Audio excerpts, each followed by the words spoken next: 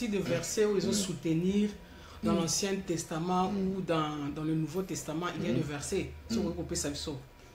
Bah verset où ils ont beau la polygamie. Non, ils ont soutenir d'abord quoi, la polygamie. La polygamie. Ok. Donc on le baki nakati ya Bible, bah verset penda où ils ont soutenir polygamie exacte. Qui a le que non faut mobala za na basi ni balé ni ça tout. Non. Wana ba verset nakati ya Bible exacte pour nous soutenir bakamwana. Mais to komona ke ezana bato yo batamona na vie ya polygamie dans l'Ancien Testament. Mais ce qui est dans le Nouveau Testament, en tout cas, jusque dans le Nouveau Testament, na mona na nte mutumo balobi mamba polygamie. Mais dans l'Ancien Testament, bazali belé. On peut dire exemple. Bon, exemple eza lokola Abraham, eza polygamie moko forcé. Ozomona, eza ki volonté na été mais moi si na ebisiye à cause ya manque de patience sabi na mobali ke non na moni zwa kaka servante nanga oyo bobotane mwana po na mona mwana epa na ye parce que avec moi na so mona mwana te. Alors ezaki polygamie moko forcé oyo Abraham asalaki o Sarah a permetaki azwa Agar comme servante na ye. Et deuxièmement surtout ozomona polygamie mosusu tomona ki se pa ya Jacob. Polygamie moko lisusu involontaire. Pona nini? Akena mboka po bala mwasi na ye mobali papa ya mwasi alobi ke non na coutume na biso liboso na nifo ya bala simaleki ya bala. Donc ye ake po bala leki Rachel comme sa femme légitime mais bango selon coutume na bango ba livrer na nous Jacob yaya après avoir ko langue ça y a langue masanga ba pesi mwasi mususu na butu tongo tana tana bokeno mwasi ozaye kozela eza yete o ba pesi. Alors il y a que Jacob a dit mais pour nani bosalinga boye na yaki ko sala musala pour Rachel mais pourquoi nous bopesinga Léa mosomona donc zaki polygamie moko involontaire même c'est que non il faut d'abord yaya abala selon coutume na biso si manangonde leki akwa ko bala donc c'est-à-dire polygamie et koko tapé na kati ya ba coutume ba famille. Donc voilà pourquoi tous hommes un peu côté le milagre babilo qu'on a pour nous retenter sabana nzambe que coutume ya malamu o esengeli biso tolanda c'est la parole de Dieu o ezo biso na ba clarté. Donc voilà Jacob azaki na basi mibale polygamie moko involontaire. Involontaire comment c'est tous hommes qui na Abraham. Abraham lui azaki homme de Dieu. Donc akokaki tout akoki ko kima yango parce que Dieu est Dieu. Comment nzambe ko permettre que Abraham akende ko asenga servant Sarah a permettre Abraham a 500 zotona servante na ye. Nzambe azanzambe comment ako permettre bablo randengwa parce qu'il est Dieu. Oui, il est Dieu, je comprends. Maman Esther, quand nous voyons dans la Bible, Nzambe a ça la makamouté dans le sentiment. Nzambe, quand il fait quelque chose, a ça la kamou avec précision. Mais le problème est Abraham, Abraham n'avait pas de problème. Abraham était Sarah que non, pesanga Agar na botane moi non. Mais c'était à cause de l'impatience de Sarah. Sarah n'était pas patient. Elle dit que non, Abraham zoaka kamona moi sur botane parce que avec moi, n'a na botate. Tala to comme une colo. Nzamba pesi so promesse mais promesse en jusque là ezoko kisamate. Alors ngana moni ke poto zala na yo bien, to zona ngana yo problème te, malamu botana mona mwasi oyo aza esclave na ngai, comme ça mwana wana auza mwana nga. Pourquoi atindaki Abraham ngona parce que bike maman Esther esclave na kati ya Bible, aza na droité, esclave na lo rolobate. Donc mwana wana agara ko bota, aza na droit na été, agara na droit na été. Donc mutu aza na droit ya mwana wana ezali Sarah.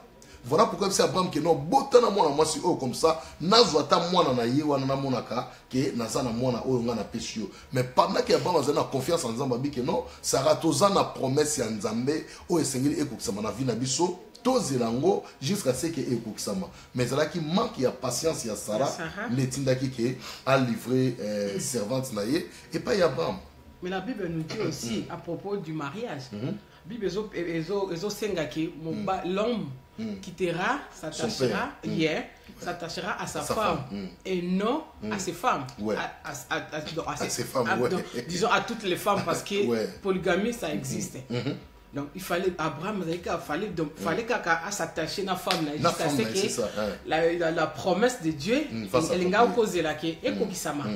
Là c'est à ce moment-là que d'autres c'est que le moment Nathan il y a des hommes de Dieu qui ont profité na yango baza ko autoriser la polygamie. Ouais, et ça na ba o bazo profiter nango parce que balingi ba sala posa nzoto. En Bible zo bana biso nous devons nous séparer avec les désirs de la chair. car les désirs de la chair sont opposés à ceux de l'esprit. Donc bakoki jamais kotambo ensemble. Parce que bato bazo sala makamwa ndengwana basa bato bana posa nzoto alingi ya sepesa nzoto na ye alingi bato ba mona ke no azana basimi bali bisatu mine, ça n'a rien à voir devant Dieu. Mais ce sont les hommes de Dieu bazo permettre on va vie que Dieu yemoko azali polygame parce que Dieu yemoko azali le pour azali l'époux. Dieu a beaucoup de femmes. Les hommes de Dieu, je ne sais pas si est-ce que Baza a rempli du Saint-Esprit pendant qu'on a Dieu, c'est l'époux parce que toutes les femmes, époux n'abango ezakaka nzambe. Ok, na comprendre la question de Maman Esther. Donc là, je dirais ceci. Au moins, muto azo sa li sumu, azana besoin azo li sumu na alati sangwe lamba. Li sumu na emona na malamu na miso batu po batu msu ba copier ou lia kufa ye moko mais ame mape batu bele na simana ye ba kufa na ensemble. Dans la Bible, que Dieu est le mari des veuves. Et puis, deuxièmement, au monde que Nzambazo Banabiso, dans le livre Matthieu chapitre 25, Azo parle sur les 10 vierges. Au monde que Bangonia Sobazela, Mobali Moko. Mais, Bakaboli Bangona 5-5. Or, na 5-5, on dit Bakaboli Bango, Eza mystère Moïsana Katuana. Tikato Fungola mystère par la grâce de Dieu. Eza problème, il y a, Église, la Bible dit que nous qui sommes plusieurs, nous formons un seul corps en Jésus. Et Babengi Église, l'épouse de Christ, non les épouses de Christ, mais Babengi Église, épouse de Christ. Donc, comme l'Église est l'épouse de Christ, cela veut dire que 5 femmes sages, 5 femmes folles, Baza Lokola, Lokola 2 femmes. Baza Lokola, Église pour le moment, est polygame. Est polygame, n'est-ce pas? Tu expliquons par la grâce de Dieu. Donc, c'est l'Église qui est polygame et non Dieu. Non. Parce que d'autres pasteurs, par exemple, interpréter, c'est Dieu qui est polygame. Non, c'est l'Église qui est polygame pour le moment. Parce que tous en a deux femmes. Tous en a deux femmes où c'est la mobile moko. Tous en a 5 femmes sages, tous en a 5 femmes folles. Or, dans la révélation biblique, on a que 5 femmes sages, sur les 5 ministères où ils ont marché selon la volonté de Dieu, dans la perfection à Marobanzambe. Les 5 vierges folles, bazo représenter biso image ya 5 doctrines pe ya mabe 5 ministères ya mabe selon l'homme riche o yakufa ki na pauvre Lazare o baki na Abraham abiki tinda Lazare na mokili car j'ai 5 frères. Donc yé pas en a 5 frères na yeba o bazo tambola na mission ya diable na mokili. Donc tous en a 5 ministères malam, tous en a 5 ministères mabe o ezo tambola ensemble na quatre église parce que bango nyoso lelo ba fa na quatre église. C'est-à-dire l'église mutazo porter ce qu'on charge wana. Ce qu'on tango époux akoya époux azamoko. Bisonde tozela. Vous comprenez? Oui. Bisonde tozela mais époux azamoko. Lokola époux azamoko, il faut akobala moi si o aza prêtre. Si qu'on maintenant les 5 sages bazala qui prêtent bango sko babimi image ya nous qui sommes plusieurs mais nous formons un seul corps en Jésus. Si ko bango ne bazui par bakutana na mobile libala mais ba ope bazala qui plusieurs ya mabe bazo former un seul corps selon l'ennemi le diable bango bakotika la parce que place na bango zate na nuit de noces. Donc voilà pourquoi biso nombreux que nous sommes nous formons un seul corps, c'est-à-dire toi mutu moko en Jésus. Parce que biso ne tozali oyo tozozala ki épouse babengi biso les épouses te mbabi épouse de l'agneau, épouse de l'agneau. Donc toza mwasi ya Yesu tant tosangani biso nyonso dans l'église comme un seul homme tokomi épouse de Christ comme ça tant akoya akoza sikoyo épouse na ye po akota na ye na noces. Voilà pourquoi les corps ils ont mon commun, ils en ont plusieurs membres. Donc c'est là que Éphésiens Marie aimons vos femmes. Éphésiens azolo banabiso Marie aimez vos femmes. Aimez vos femmes. Oui. C'est-à-dire donc c'est-à-dire Christ Marie aimez vos femmes. Donc mibali bolinga basi na bino. Eza lokola babiki. Marie quand selon d'autres pasteurs, quand on parle de Marie, on parle d'un seul homme. Mais quand on parle de femmes, donc 20 femmes ou 30 femmes. Tiens, interprétation est ça dangereux. Tant que babongo, eza lokola babi na ke bino mibali bolinga basi na bino. Vous comprenez? La version est belée. So tant même en anglais au monde que men, anglais utiliser men. Tant en anglais so ba men, il a dit plusieurs mibali. So ka bi man, mobali moko. Mais so bi men love your wife. Donc, mibali bolinga basi na bino. Et ça problème il y a ba interprétation, il y a ba écriture de ba komeli yango. C'est-à-dire chaque muto a commis la version na ye. Alors yango te ko za la sujet na so ko ba ke non, ndenge babi ke mari aimer vos femmes donc c'est-à-dire tous en abasser de basi wana non. Et ça seulement bazo perception que bolinga donc mobali linga mwasi na yo. Linga mwasi na uba bako chaki les maris doivent aimer leurs femmes. Sur le temps dans Ephésiens chapitre 5 je crois verset 28.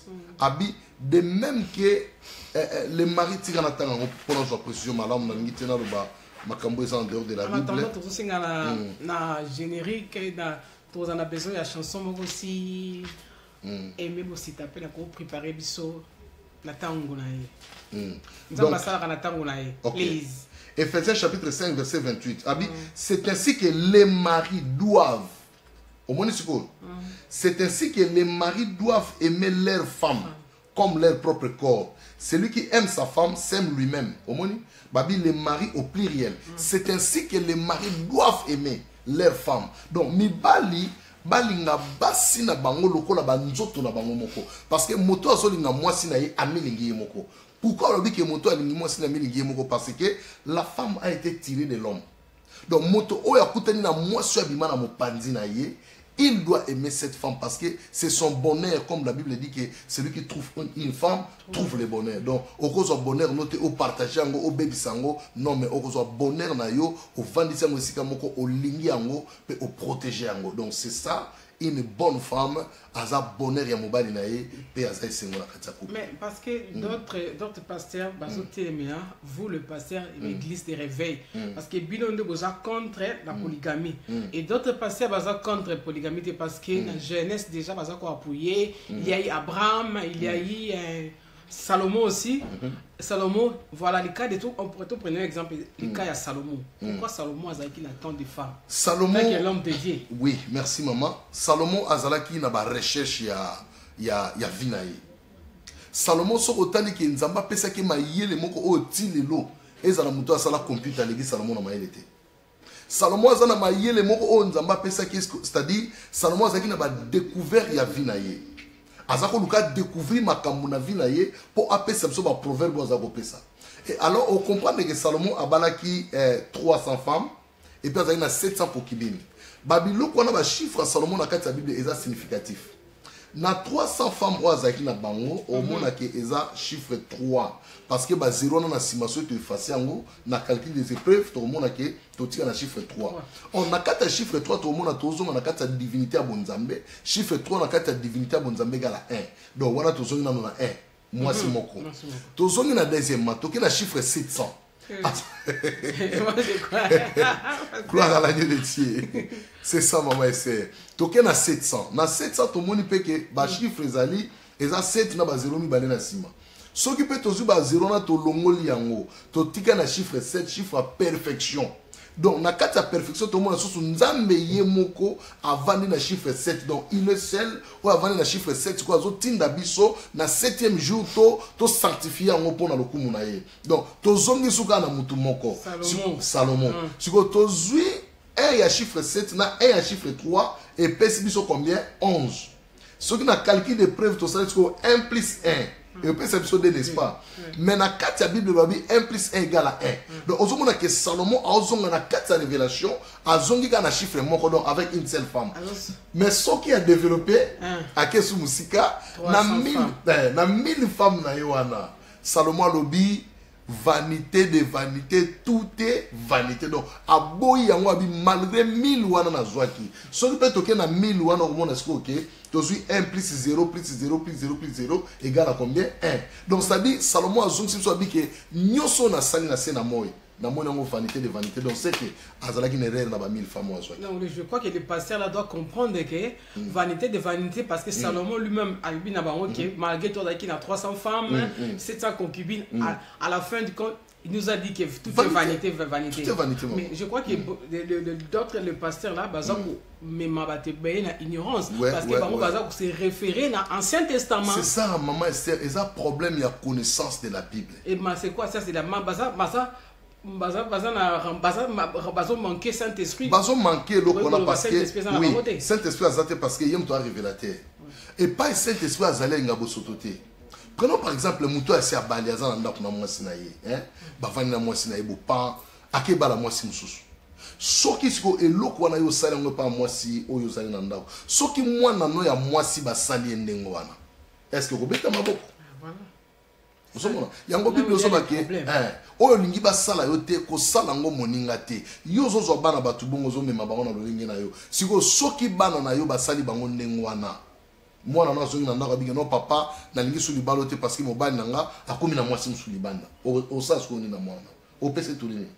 Parce qu'après, il y a eu deuxième, il y a eu troisième. Il y a eu deuxième, troisième. Parce que, selon le pasteur à question, Bazali qu'on se conduire ma bé. Bazali va comportement ma bé. Mais si, la Bible, la Bible nous dit quoi? Femmes et hommes, aimez vos femmes. Pour Mobali, à Bengala, moi aussi, il faut qu'il la femme à Salanini adultère. Mais comment? Et attends, d'autres pasteurs là, ils ont bengana moi c'est ok na 1, 2, 3. Toi, l'homme, homme dédié. Pourquoi le faire ça? Ok, merci maman Esther. Nous surtout on a un problème où peut-être ils ont coupé la bateau sous na makamsu so yo tozo comprendre pourquoi. Et là quand ils ont le besoin nini. Dans l'andaki de comme ça dans Zambé, docteur Gilles Kola Pambola et qui un jour d'émission. Docteur Gilles a dit que non, ils ont na momo ko na hébreu babé ngango erataba. Et là, tabar est là qui disons, mensonge. Okay. Donc, par exemple, mobile na moi si bakutani, mobile a un problème mobo katinaye. On a expliqué moi si la vérité li kambo azanango, aboyi ko ebisa moi si wana. Si go tant babala na moi si bakomi na ndako, moi c'est ko comprendre que non, et loko mobile azanango do e ko to ko vana na été.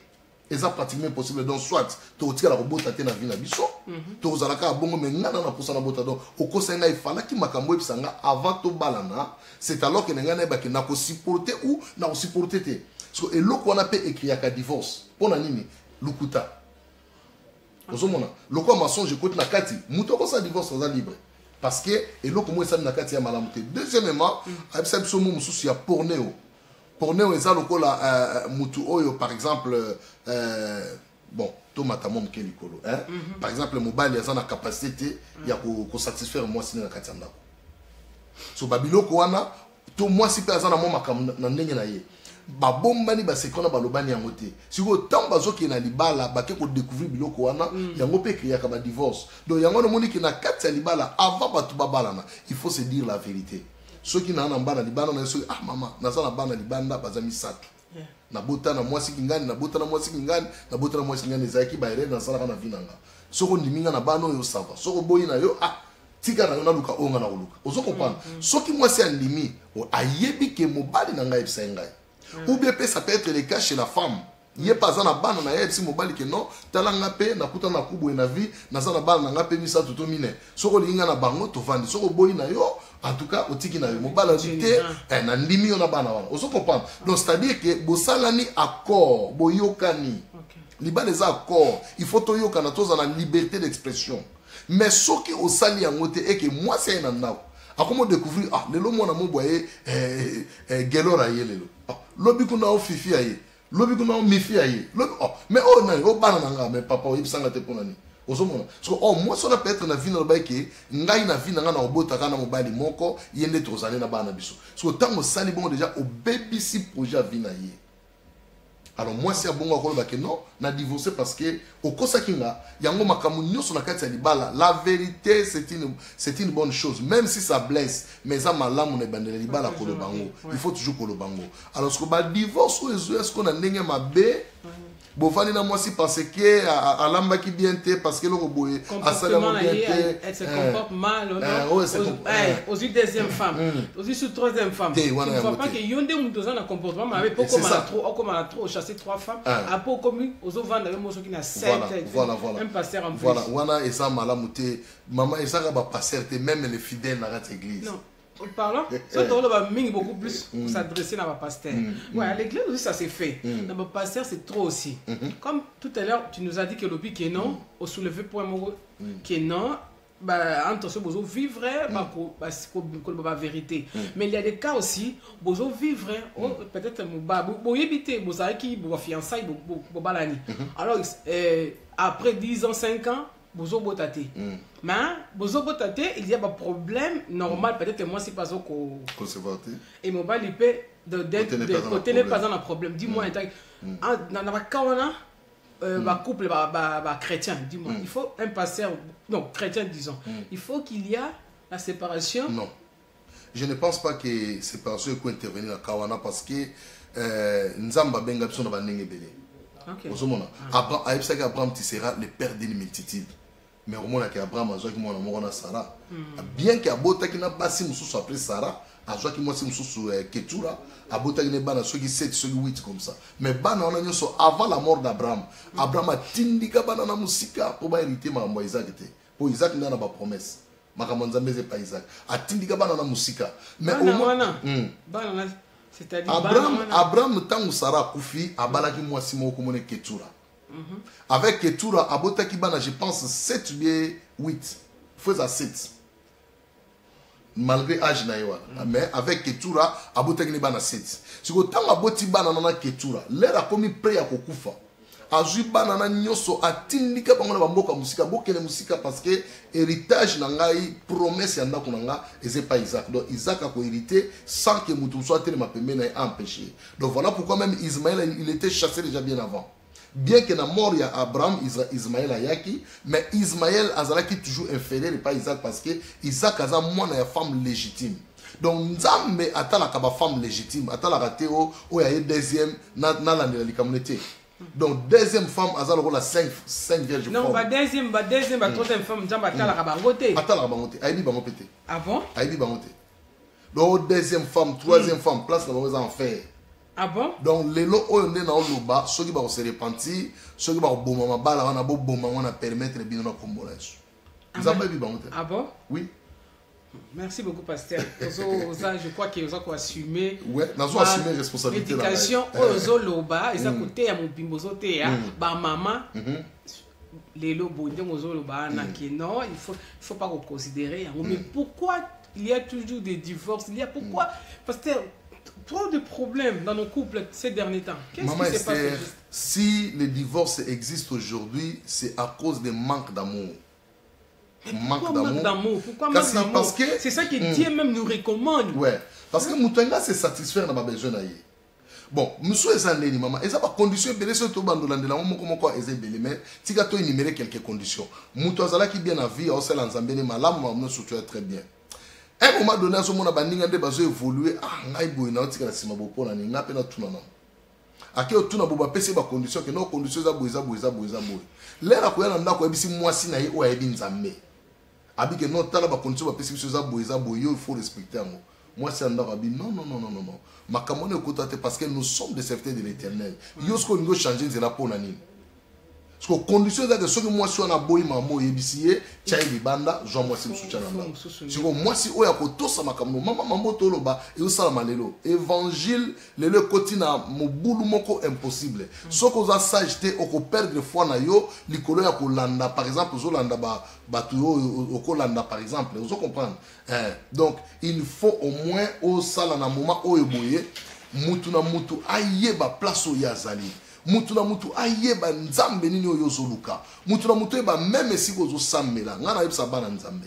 Na bi bonde la Nzambe alexo état d'âme ya pasteur na yo. Et ça très important oyeba ozana confiance à mosala Nzambe ti azo poser maboko na mutu ozana confiance na ye. Et ça très important do makambo to loba et koti mingi surtout na kati ya domaine ya mosala Nzambe.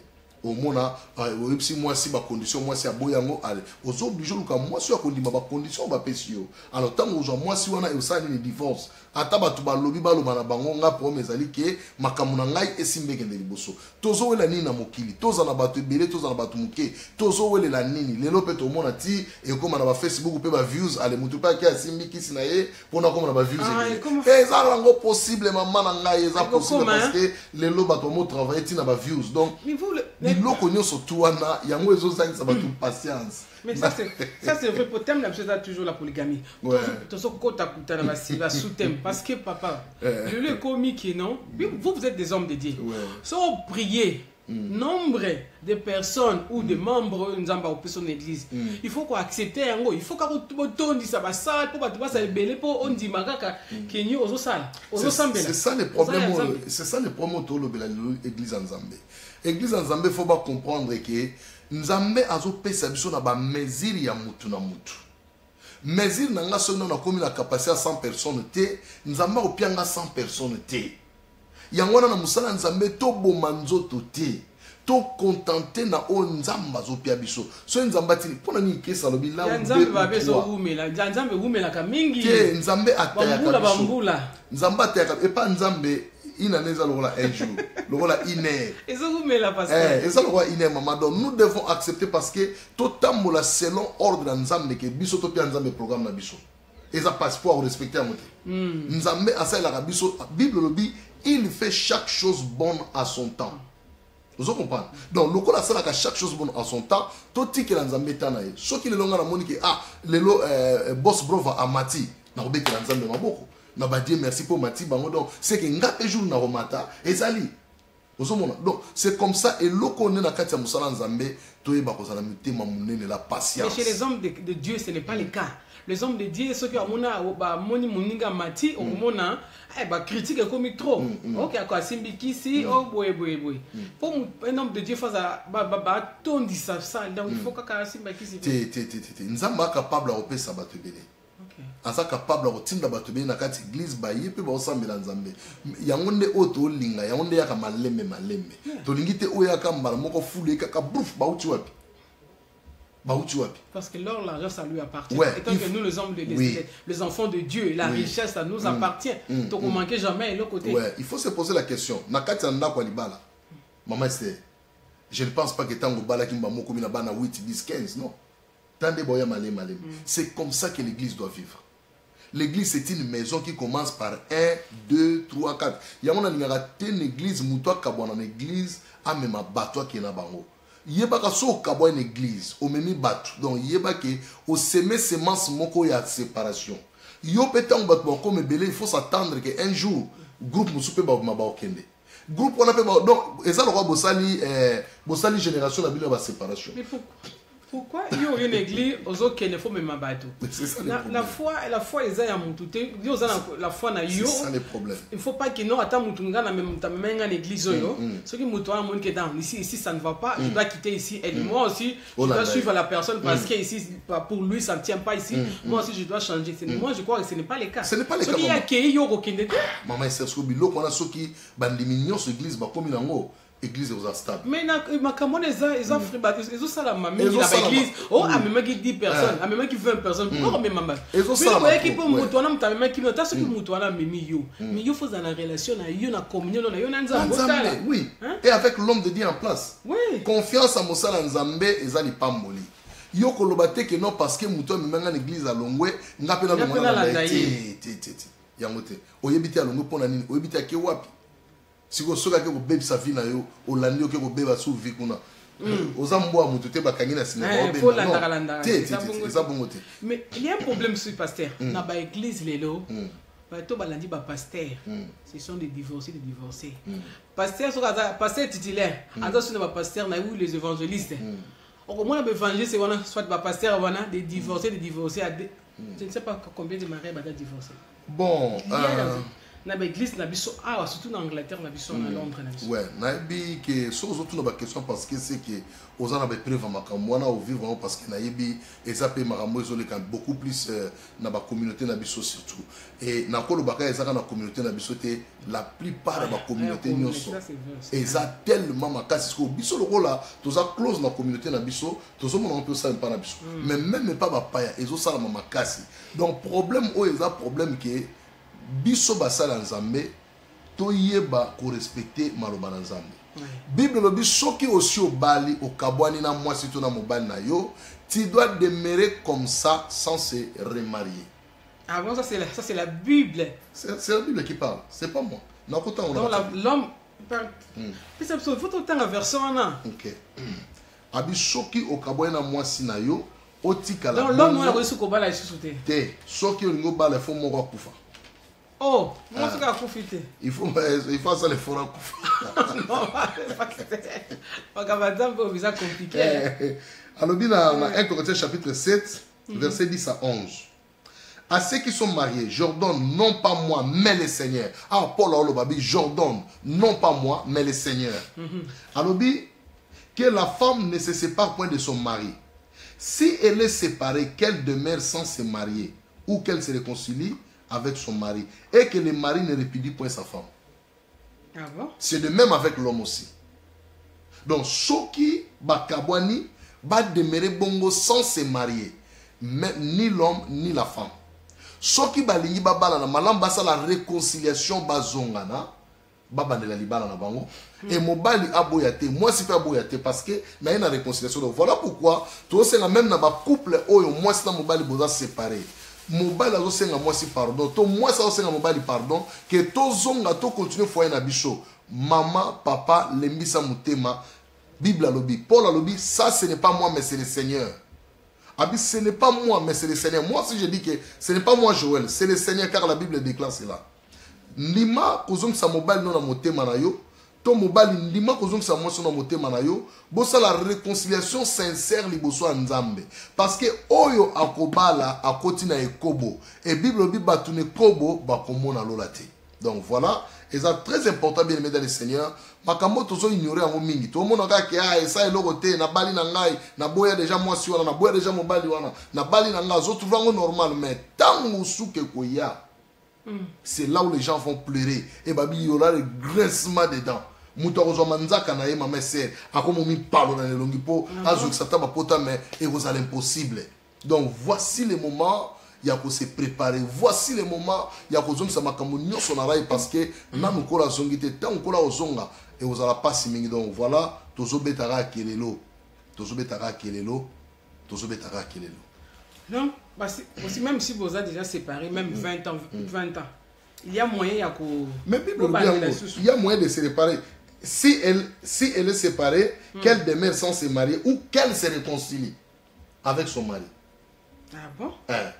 Na mona mwasi mususu mobali mudasala ba mikumba na ya mikumba mwasi atikala na bac d'alliance na loboko na ye abi na olongo na wote yesu ake kobala kuna ye bagengana na alliance na loboko ya gardango ka aboyi alobi na kobala pete na kolongola ngo pete il est mon mari je le déclare solennellement devant mon Dieu il est mon mari il reste mon mari. Donc bac na tianga na musapi na kolongola ngo te siko yebisanga mobali ya bongo so ake kobala quelque part ana bila kelma beto azana na bénédiction.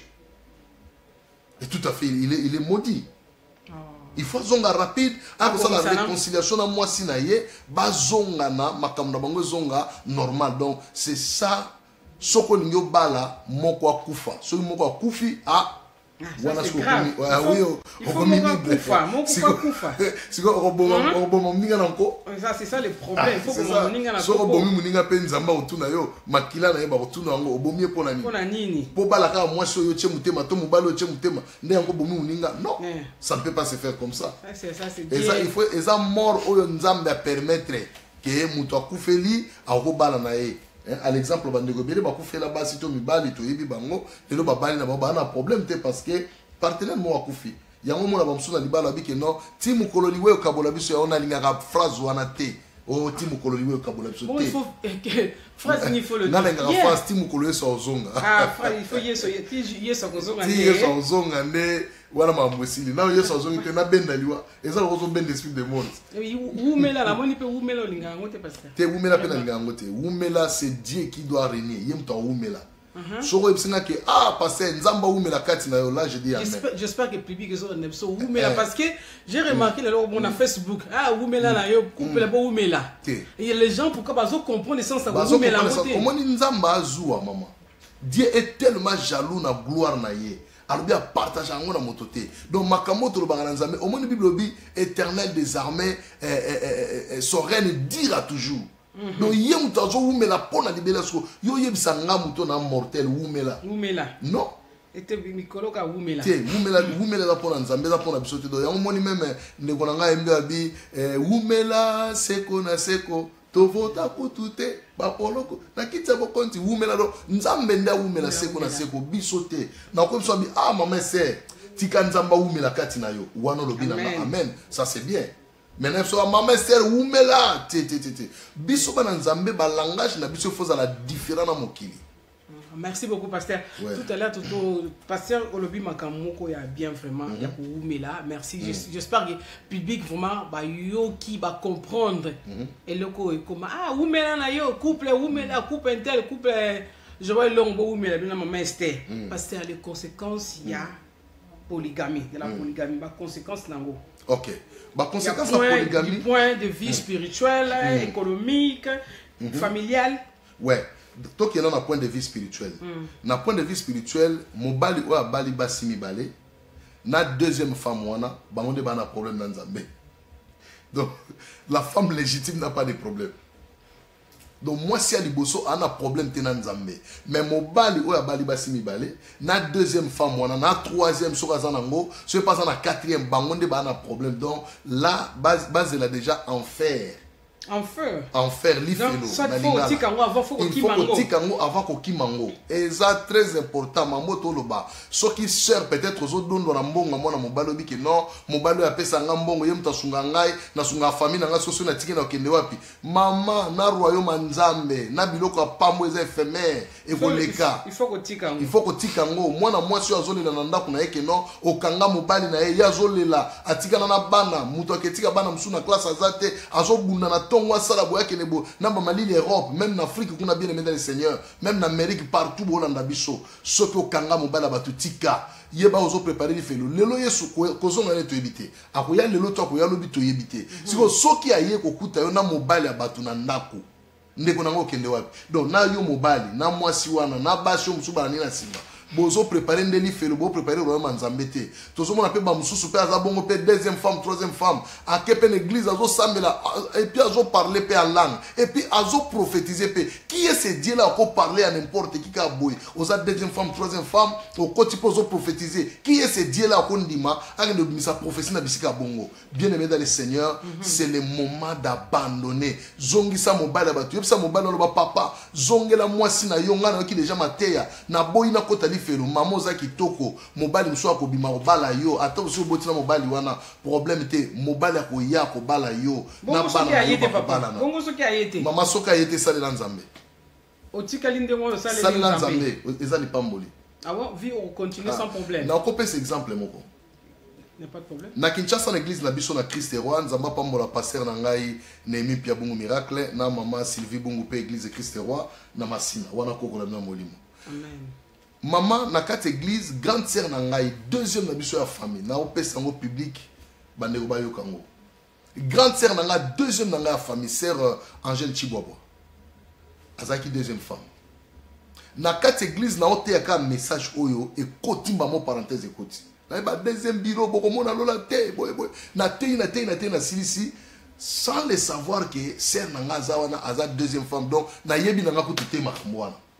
L'air ka kinte sili grande sœur écoute nanga bi pasteur oyoki makamote ile longa bi wina yoki sœur abi ozo assumer responsabilité mambo lobi na tuni pona ni abi est-ce que yebite ke ngai na za deuxième femme na biambo abi don yeba ke banda lelo libala wana na tiki yango mama sœur na toka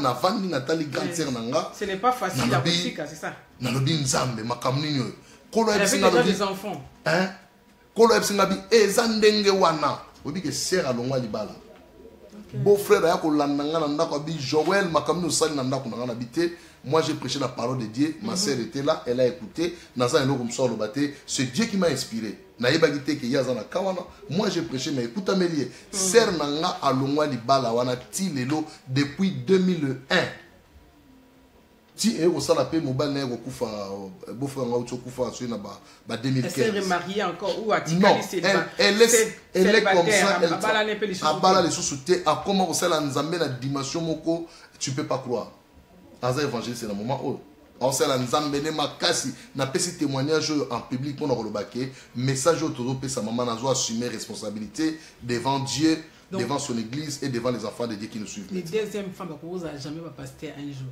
Jamais. Okay. Merci jamais. Jamais. On a conséquences spirituelles. On a conséquences économiques. Alors, la conséquence économique peut être comme on a que partage bien. La femme légitime, c'est elle qui a le droit de tout dans le alors deuxième femme azana droit au moté voilà ce que mona que non mobala comme partager ba mbongo ndambo atika ndambo getika pona ce que moi si abatu oazaki kozo ya malamu azozo ngolo susute pona nini mutu moko bimi pemeni kuna azo récupérer moi ba biloko ne muso azozo kuna eza li pas molité ozomona même bana peut-être bana musu bazaka ayoki que non oh bana ya mama kingane mona bazo bouder surtout en Europe ah tout le monde makamona il y a trop de problèmes et puis bazo trop affecté na babiloko wana et puis on a peut-être pe ba yini bana wana ke non tolingi bango te basa bande ko na biso te basa la kuna bobo tout ça pona nini à cause ba biloko wana d'où il faut nécessairement na bande ko na yo faut ko yina te ko yina te parce que bana tamba okola déjà ce que problème ko fandi sa bana ko sukola bango mitu ko yebisa bango ke non o eza malamu te o eza malamu te siko attention maman Esther et là au moto ko bossa te photo mentionner en bien ezana ba couple mususu ba vandiga boy babala na te ozomona babala na te wana to ko divorce te ko bobala na bino pété mobala pesa mbongo na famille te bokabwani na bino yango bible zoba dans ces cas là les frères ou la sœur azana problème mo te donc ezana ko libala mo ba paye mais libalo to lo ba ke non mobala kabwana to polygamy o ya pesa famille bon on a déjà d'autres kaka même beaucoup dans l'église d'autres seulement eza déjà libala oyo endimami na misho nzambe pe na misho bato libala déjà yango donc wana ne loko to tele mais ça te que non bato mo bakuta na bango bafandi kaka bongo bazobota ale mobile akomi na mwasi bisusu kuna mwasi lo ba non azolinga deuxième bureau te na bali yote il faut bala yo d'abord pasteur tout ça on a toujours na thème na biso ya la polygamie tout ça on a na bana ya Abraham kokola na bango isuka ndenge ni entre le fils oya promesse na ba bazaki non promesse c'est ça to mona ke kokolo na bango ekende suka ndenge kokolo na bango suka kibo to mona ke Ismaël azalaki mona Agar et tangu Agar azoki masara nzamba yebisi Agar kutena na bike non mwana na ona ko utiliser pe na okomisa pe multitude yango to somona leo to zana ngambo ba musulman ba uti pa Ismaël ba koma pe multitude mais siko nzambe promesse zake pa ya Isaac parce que promesse o pesa ke Abraham ya mwana oya ko bota me pa ya Sarah ye wana ne oyo ngana continuer ne makamnanga yango tangu Isaac abotami Abraham a tindiki bana nyonso musika Isaac a koli tango a koli nzamba bani ko utiliser ye et puis nzamba salaki Isaac azaki Bible il était fort riche donc azali na richesse à makasi et nanzela Isaac pe ko mona ke Isaac a umela ki botala sko ka Isaac Isaac na mwasi ne ba umela ki babala ni me ba obota te ti Isaac a bota sona ba âge ba 60 ans mais akendaki na polygamie te akangaki motema na Rebecca avandi na Rebecca jusqu'à ce que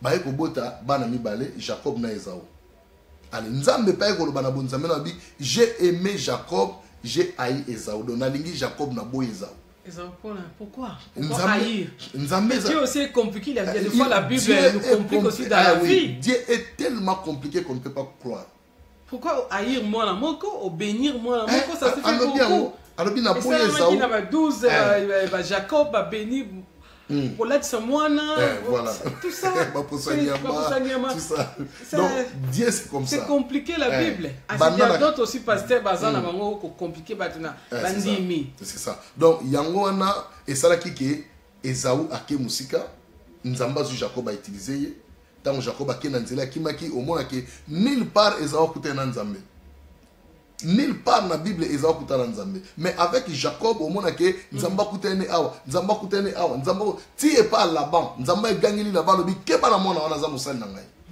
ozomona donc nzambe azui Jacob a utilisé makasi a utilisé makasi Jacob a comme utilisé ce que par Jacob nzambe a accompli prophétie à Abraham que je rendrai ton nom grand tu seras le père d'une multitude avec Jacob moni que Jacob stérilité écoutez même pas Rachel mais Léa azobota les ya zobota ba servante ba zobota titi allez bana ba komi belé non ma servante les hommes de Dieu aussi nzambe na ba homme ne ba na même on a pas tout na grande question là nzambe na ba serviteur ne Dieu ba serviteur ne na ezaki compliqué maman et yango to continuer kaka o église primitive kuna za na pas soki 7 ki 8 na kin apengala mususu donc c'est ça yango ce qu'on moni que tant où Jésus aille abi ne crois pas que je sois venu pour abolir la loi ou les prophètes mais je suis venu pour l'accomplir comme il est l'accomplissement ya makambwana yango moni nde comme ça na proverbe to parabole il y a 10 vierges abi 5 femmes sages na 5 femmes folles so na bango mi balé wana ba lokola ba polygame. Nani a gagné, oya ko gagné, oya ko tambola na vie à sainteté, na vie à sanctification, respect et obéissance à la parole de Dieu. So loko la 5 vierges sages, bazaki na 4 obéissance, bazaki na Saint-Esprit, bazaki na onction, bangosko bazwa ki permission ya okuta na Christ c'est pour ba ne là na nos. Mais ba o mususu wana bazanga ki révélation, bazanga ki mwinda, bazanga ki onction, moye ba mona nkolo ezate. Donc eza loko la ba deuxième femme bazana biloko wana te.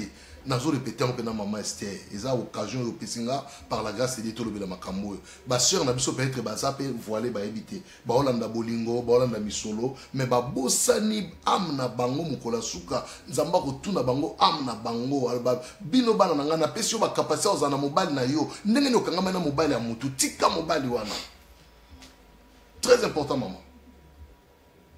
Très important. Donc, tika mobile ya batu zongi se na ndaku lobale papa bima na ndaku na nga zonga na ndaku na yo zonga kende kuta na mwasu na bana tika ngai ata to boti no bana oyo problème ezate nzamba ko charge na bango mais tika nga kende na posa na mona lola ndeko na nga soko sali ya nzamba opambola yo lole kofunga mapona tina na yo mais namba oyo siko na bana basi les femmes o bazo benga na mibali tout ça na poto kende na yo mais moi yo azanga ka pe église te mabengana mobali na ye mais azozanga église te siko pona bango sort ezandenge ni bengani mobali ba ataki na mobali na ye balaki ye vraiment bali apesi bambo surtout mais après elle s'est rendu compte que non comme il a vu d'ici en Europe bengani mobali pona bango siko mais asa servant de Dieu mais asa peut accepter ça se fait beaucoup parce que bozo na l'église de bazo ko accepter ba sa ndengwana au moins ça bengana mobali mais na église na habité ça ce qui m'ont dit mi comment diagonèse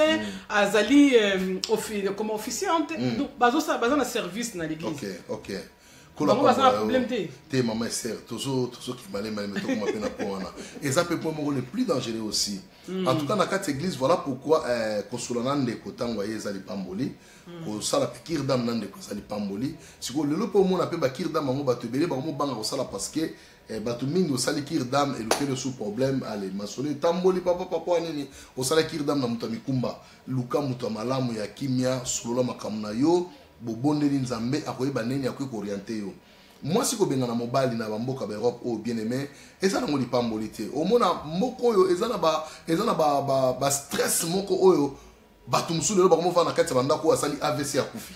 Ce n'est pas seulement les hommes, même les femmes, on a AVC à Koufi. Dans la communauté nationale de père de bateau. On a babilo oyo. Il y a un maman Esther et l'oko liboso tozanga la communauté manque d'amour. Tozanga bolingote. Dieu nous recommande. Dieu nous recommande l'amour. Ceux qui tozanga bolingo les uns envers les autres, maman Esther, makambo to mon angote. Mobile a ko supporter moi si na ye, moi ça supporter mobile na ye. Na kanti mbalele kaki na ebisa ke lo moko. Nabi maman Esther mutuali boso kwa ko divorcer na mokili eza Adam l'air Eve alia ki mbuma o pena nzamba lobi ke bolia te mais Eve ale yango Adam ko divorcer akop c'est que Eve banda le longa na esili so to ngatu bate sor ya moi senga kozala ndenge nini sor mobali nga kozala ndenge nini mais à cause ya bolingo ya Adam na mwasi na ye habité lokola sele botoli ya absolument so oyo ya eya donc siko soki bolingo wana biso nyoso loto lati yango en tout cas même ba divorce aussi là ko benga na mibali na ndako aussi là ba 100 mètres aussi là to ko encadrer bana na biso bien makamno so za très bien même bana maman na bana besoin affection ba parents moi on a besoin mon ari papa na maman baza na ndako l'air moko maman beti papa moi mbata papa kimia ke bon maman bana ba olanda ozomona moi bien sona et ça la bien na kati sa famille parce que bana belé ba o perdre yango alors mi tuna bango comme craquer tant mutu zo craquer lobi mona maman na mobali mususu ah mami o sunani o te papa na bino sika papa na nga sika zala ate moi na biso bina biki non maman nga za na papa sikate papa saka moko nga papa na nga wana oyo zo na nga sika o na ebiete alo mona maman na bana babandi guerre na kati anda ozomona ti ekoma na mukomusu maman na yoka mwana musu ya mwasa zo sa maman na bi soko ju mobali ebaki na kobima na mobali wana mama ti pe imaginer très dangereux mwana mwasi sa koli asi mama soko meki ko tia mobali na ndako oyo nga na kobima na mobali wana mama lela abi c'est impossible mwana bisa bi soki papa te omeko tia mobali na ndako mama na kobima na mobali wana mama kao siko zo so mobali tia na ndako tondima c'est fini. Très dangereux. C'est vraiment dangereux, maman. On a tout familial, physiquement, les conséquences physiques. Les conséquences physiques, c'est une deuxième femme, tu éviter, est-ce qu'elle attend bien, tu attends bien. Pour tout le monde, on peut battre la deuxième femme, mais ils ont un jeune garçon, je ne sais pas, il y a la deuxième femme. Tant que je ne sais pas, moi, si je ne sais pas, je ne sais pas, si moi, on a personne côté qui n'a pas éviter. Souvent que nous avons malade, on a une sa deuxième femme, yo yé pas deuxième femme, aussi malade, ok nango susu o kabeli mwasi azana ndako, maman ngai. Omoni esika o batu ba mi lingité bango. Ntomi lingité mo. Parce que tant on a mwasi oso tina ndako, je ne pense pas que o luka ba ma précaution, hein, c'est préservé non. Ok n'est normal. Si autant ok normal wana, yé pe kuna zota mona na ndenge mususu mwana na ebité abimira la place ni. Aolanda sero na pona nini, sera pesa ye ba mbongo azo pa na yo. Sera zo pesa ba mbongo ye pa zo sunga se. Alors yo zo ne pozo sunga makuna, anengo zo sunga makuna malade se ekoti, ozu malade wana mwasi ya batu innocent azana ndako mama bana na yo, ozu su malade wana opesi yango. Mama azu malade sko na yo papa okufi, mama okufi, bana batikali ba orphelin.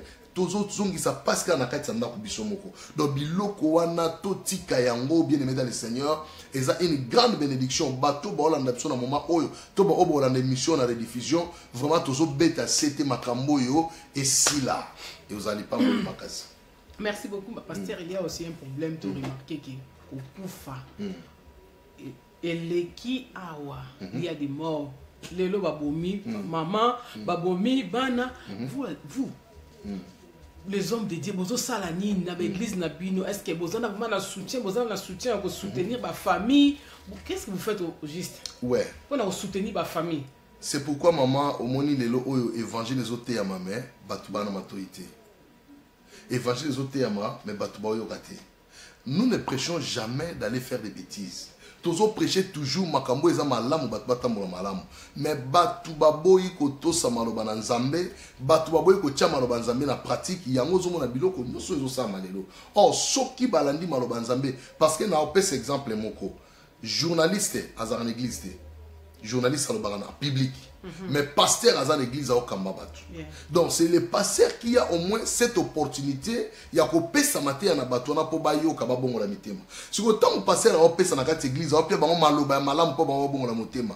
Journaliste moko abimi akomo critiquer sur pasteur oyo a ote ya batu na kati église po pesa bana nzambe biloko malamu. Au moins que confusion na so ekoti et comme longo la batu confiance. Nandi mi la journaliste, to nandi mi la pasteur. Parce que ça là mingi bazo tele makaka na bakomo basala nzambe ba passer bazabo boni ba musupe ba bimi ayepe na ba histoire ni makambo ya zala ko sala akomo lo bango na télévision na ba balier public croyait que tout le monde basala kango. Alors on ne peut pas mettre tout le monde dans un seul sac, non. Makambo yo so zo sa makambo na renoncer na oyayo pesa témoignage na yo pasteur aux ala ko sali makambo na yo ko zo basi ya batu ko sala makambo mabe loba oya yo parce que c'est toi soko bi ko zaki na ba camarade ba critique na bino bo sala kango eza na bino na bango, mais ce n'est pas tout le monde azana kati ya sac on a que non tout le passé sur les mauvais, non eza bongote. C'est ça, parce que même sac, et comme on perd de ban en Zambé, confiance à ça en Zambé, et voilà pourquoi tu es belé le loba vaina bandako à cause de la bilo quoi. Et ça mala mouté. Comme parce qu'à la fin émission, la mission tout aussi c'est un tout maintenant le loco ana batu ba comme ko vanda bandako parce que trop de problèmes. Ba ni tout le ba ni ba pasteur, ne pas vidéo sur les cas, ne pas messenger, ne pas ça. Un homme de Dieu. Dernièrement, maman Esther na pesa ki tolimo na église à Dagenham na kanisi na silipe na pesa toliwa na parce que nga na sala na ingénieur à technologie. Alors na technologie on monika appareil oyo so kangi photo o effacer yango ko kanisa te eza effacer et ça quelque part qui est bon maman yo moni que pas na yo effacé mais la technologie to bimisa mo peut te récupérer au moins sous so kangi photo na pareil na yo oza na Facebook au moins na Facebook abimisa le photo no abi so abi only you can see vous comprenez abika yo mom to mona ngo siko ndenge ni koti déjà na Facebook pendant que kanga na pareil na yo nano koti na Facebook te donc toza na méthode to ko sala poto bimisa photo wana to travailler ngo lisusu. Alors voilà pourquoi biloko toujours babo epona bana nzambe ke oyo azosala ba biloko wana ko sala ba vidéo na ye ya mabe amoni ke non a effacer ngo a delete ngo ndeko nanga eza jamais effacé et vous allez récupérer quelque part. Donc technologie à l'élo est comme une dimension na vitesse moko mususu. Donc vraiment vous devez faire beaucoup d'attention quand la photo est normal, ça la vidéo est normal, si vous effacez vous avez un problème parce que est normal. Mais si OK na ba oya intimité, OK ko ozo sala nini moko boya mikumba, maman non. Quand même soyons sérieux. Bible le dit s'il y a des vrais, il y a aussi des faux. Donc ce sont des faux qui font de telles choses parce que muto aza sérieux à ça il aura bon jamais. Pourquoi ne pas au l'accent pas moi si na yo ozo l'accent na moi si moko ozo mona été oyebi pesika azate non ceux qui jeune fille moko azana besoin ba jeune fille baza ko tungisa pasteur moi été ceux jeune fille alinga saka esprit na ye donc azo senga ba biloko wana vous aussi étant que l'homme a se laisser faire azo ba biloko wana ozo baby sa peuple de Dieu ozo baby sa peuple de ce peuple anza ba moni que toujours peut ça passer au confiance mais likambo mi bondeli et ça malamu te ça ba vandi na ndako ba lisu ko sambela te à cause et surtout ba to bossa biloko na ba mibali baza mibali baucho kanga bamsu na ba Zimbabwe na ba Afrique du Sud na ba Côte d'Ivoire bakangi kangi bango pona ni technologie comme la dimension moko mama Esther soki na tielo na phone oyo atana masqué kombo na sale loko nini donc déjà numéro à téléphone e kanga ki photo na ndenge au posta ki yango baza nango déjà donc so ba kango ba kango avec facilité donc ba web son adresse place au poster qui a au poster qui a une adresse telle et si tel yango mona ezana ba menu musu se komi au mona bazo bisayo que location na yo cliquez au allo location na yo déjà tant que cliquer en location na yo déjà paf donc donc faites attention à la technologie donc voilà. Merci beaucoup Naya aimé aussi taper ya couloir des stars. Merci beaucoup na Broadbada na soutien na bino ko pesa biso espace vraiment que Dieu vous bénisse beaucoup. Merci pasteur Joël Longo. Merci beaucoup maman.